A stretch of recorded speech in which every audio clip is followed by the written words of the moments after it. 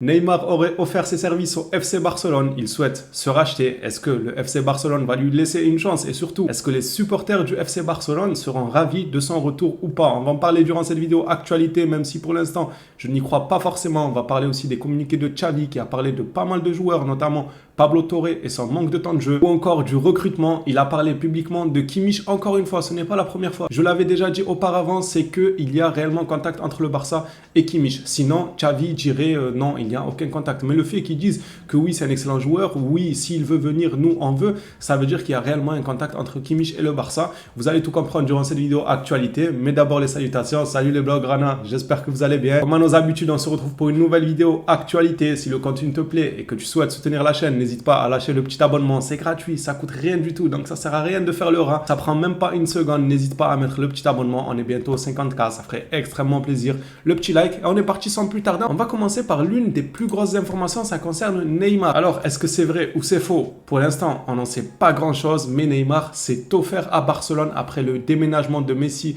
à Miami. Le Brésilien est prêt à réduire son salaire pour revenir. Dès le début de la vidéo, les premières minutes, il y a déjà un débat de lancer dans les commentaires. Neymar, vous reprenez du côté du FC Barcelone? J'avais déjà posé cette question, mais ça fait quand même un moment. Peut-être que les avis changent. Quand on voit, quand on voit le résultat avec Ferran Torres, Fati et tout, moi, mon avis change. C'est pas le même avis qu'avant, quand j'avais de l'espoir en nos attaquants et tout. Là, on n'a pas d'espoir. Donc, les avis peuvent varier. N'hésitez pas à reparticiper au débat. Est-ce que vous prenez Neymar dans l'état actuel du club ou bien non, pour vous, c'est impardonnable ce qu'il a fait? Catégorisé par un traître pour beaucoup. Est-ce que vous êtes rancunier ou bien vous êtes prêt à lui laisser une seconde chance? Et puisqu'on parle du Ney, Xavi en a parlé d'une aussi de son côté. Et regardez ce que Xavi a dit sur Neymar. Neymar, en théorie, il n'est pas dans notre planning sportif. Je l'apprécie énormément en tant que personne, mais ce n'est pas une priorité. Il a mine de rien dit les termes. Ce n'est clairement pas une priorité du côté du FC Barcelone. Après, il n'a pas non plus fermé le dossier à 100%. Mais ça va être un bourbier sans salaire, même s'il le divise en je sais pas combien. Et puis, il a encore un contrat du côté du Paris Saint-Germain. Il faudrait que le Paris Saint-Germain soit intéressé par résilier à l'amiable. Je ne sais quel bail ils trouveront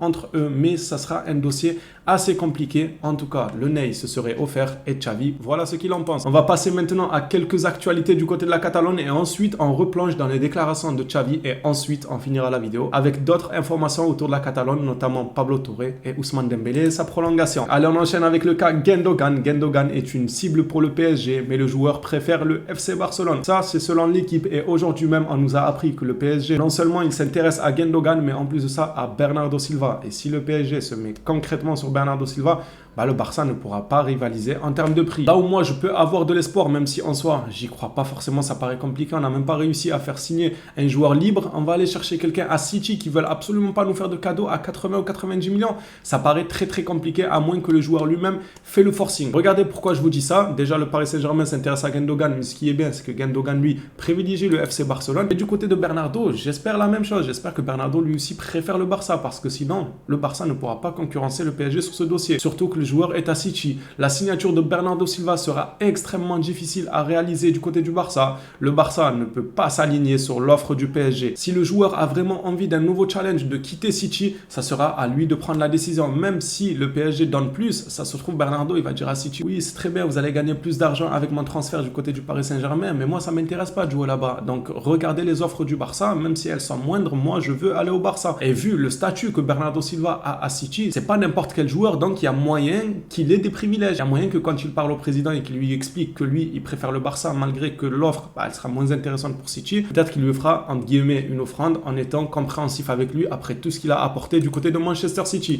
Passons à une information sur Ilias Akomash. Ça fait longtemps que j'ai pas entendu parler de lui. Il signera apparemment très bientôt à Villarreal malgré des offres plus importantes de la Première Ligue. Donc le joueur préfère rester du côté de la Liga et on parle d'un contrat de 4 saisons. On replonge dans les communiqués de Xavi et on commence directement par du très lourd. Joshua Kimmich. Xavi nous dit Joshua Kimmich, il a un contrat, tout dépend de sa volonté, c'est un profil très bon. Alors dans un autre communiqué, j'ai vu une autre traduction qui disait comme quoi Xavi aurait déclaré Joshua Kimmich, ça dépendra de sa volonté à vouloir venir du côté du FC Barcelone ou pas, et il a même dit regardez Lewandowski, lui il a voulu venir. Qu'est-ce que ça veut dire ça? Ça veut clairement dire que Xavi déjà, ça c'est sûr et certain, il ouvre grand la porte, que le Barça s'est intéressé par lui, que la balle est dans le camp de Kimmich. C'est à lui s'il veut faire un petit forcing à la Lewandowski, car Lewandowski voulait venir. Xavi, c'est le message qu'il envoie. Il lui dit regarde, Lewandowski il a voulu venir, il est venu. Maintenant, ça ne tient qu'à toi. Je trouve intéressant ces déclarations à Xavi sur le sujet Kimmich. On enchaîne avec une déclaration sur Messi. aussi est un exemple, Azpilicueta. Azpilicueta est un exemple des circonstances qui existent. Nous voulions tous que cela se produise comme cela s'est produit avec Léo et finalement cela n'a pas pu être le cas. Le sujet Messi, j'en ai eu assez, on parle que de lui ces derniers temps. Concernant Pablo Torre, Xavi nous explique pourquoi selon lui il ne lui a pas donné du temps de jeu. Enfin, il ne nous explique pas réellement le pourquoi, mais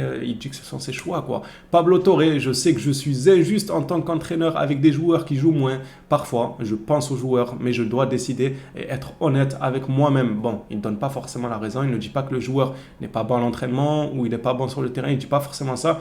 Il dit juste qu'il se sent en réalité parfois injuste avec les joueurs, mais il doit faire des choix et être honnête avec lui-même. Bon, ça ne nous aide pas trop à comprendre pourquoi Xavi ne compte pas tant que ça sur Pablo Torre, mis à part nous dire que ce sont mes choix, on aurait peut-être aimé avoir une petite précision sur le pourquoi du comment. Continuons avec les déclarations de Xavi qui dit, ça va lui poser des questions sur le mercato. Il nous répond, j'ai besoin de 2 signatures au milieu de terrain. Xavi, il a en tête Gundogan et Kimmich, c'est sûr, lui c'est son rêve.